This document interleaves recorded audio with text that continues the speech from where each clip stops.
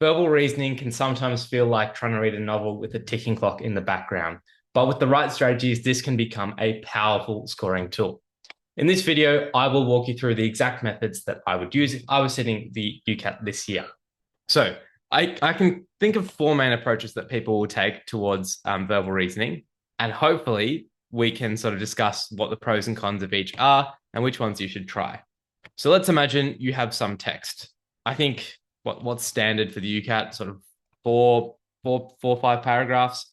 And so you imagine you have all this text, and then you're thinking how you want to address that. Now, this text I'll refer to as the stem. Now you have the stem, and then you also have a question, which is generally here, and some answers, which are here.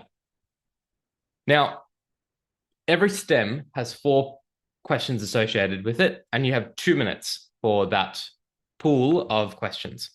So the first strategy people will use is they'll just treat it like normal reading comprehension, in which case you read this whole passage and then answer the 4 questions.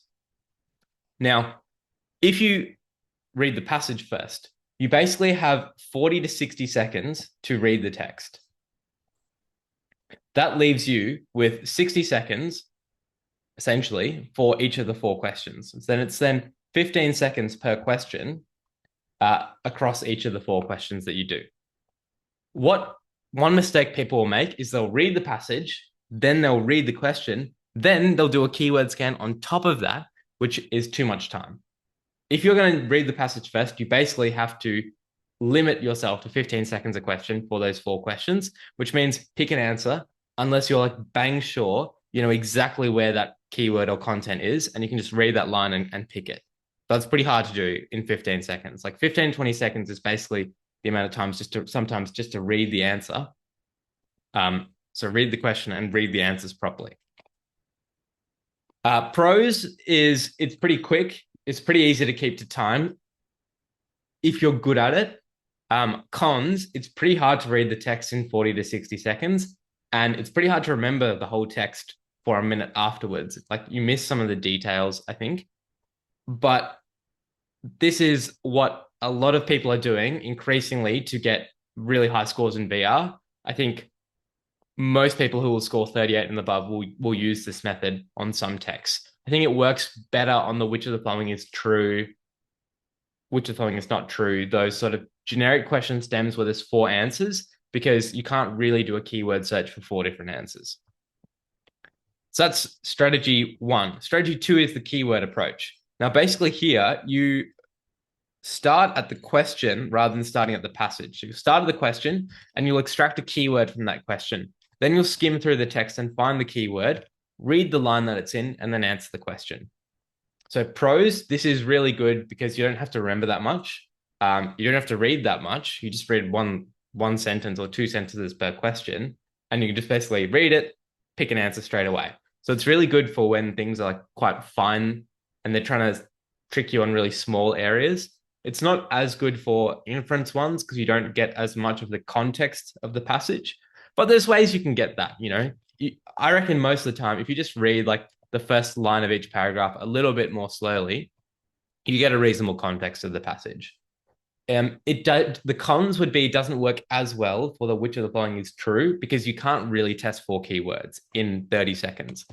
What I would generally do in those cases is I normally test 1 or 2, and then I use some pre-selection strategies, which basically mean based on the wording, I can tell often that 2 of them are not right.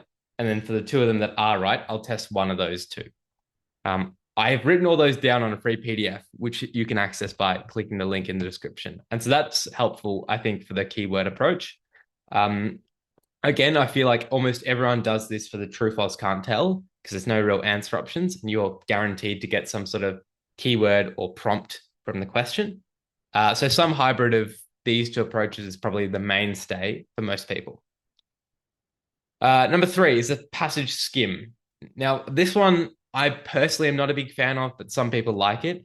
The idea here is you basically look at the text for like 5 to 10 seconds to get the context.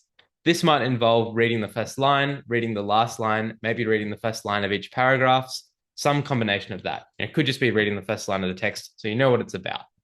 Then you basically do your keyword approach on top of that. So it's basically the keyword approach, but with this added, 10 to 20-second skim through the text to get context.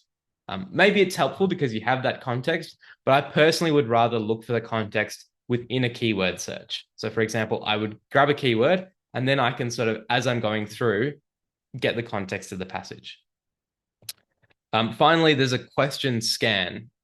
This is, I think, the least used method, but potentially the most powerful one. The idea here is rather than just doing a keyword search, which looks at the keyword from one question, you would start, click through all 4 questions and pick keywords from all 4.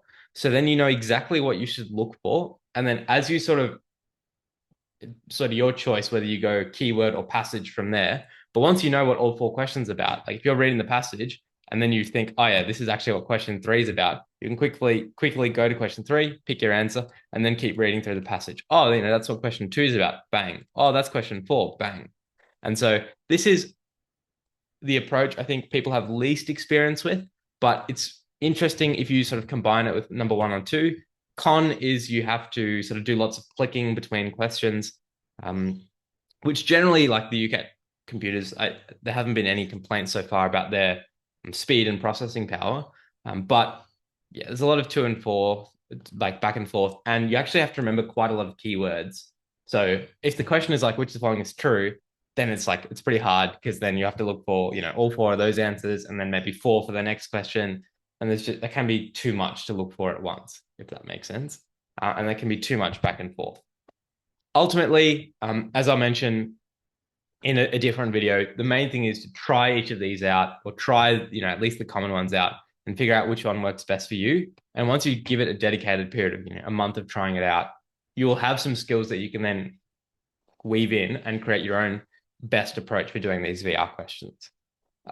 Now, VR has been like the hardest section in the past, but with these strategies, people are getting better and better at it. So I'm thinking there might be a shift now where people sort of think, oh, DM, what's going on there? But importantly, people can get, 38 plus out of 44. People have scored 900. So set your scores, your marks and benchmarks high. But yeah, finishing all the questions, getting to time, getting your accuracy right. Those are the focuses initially for people starting out, and then to figure out which method or combinations of methods works best for you. If you're serious about getting a good score, putting in, whether it be you have 1 month to go or 1 year to go, it's important with the UCAT to get yourself equipped with the best resources possible, because you need to be in the top 5 to 10%. So the first thing you should do is click the link in the description. This will give you access to my inner circle where I provide exclusive resources. The first of these is free PDFs. I every week will send out a free PDF covering some of my best strategies in each section. And so these include things like question types and key factors that you can consider.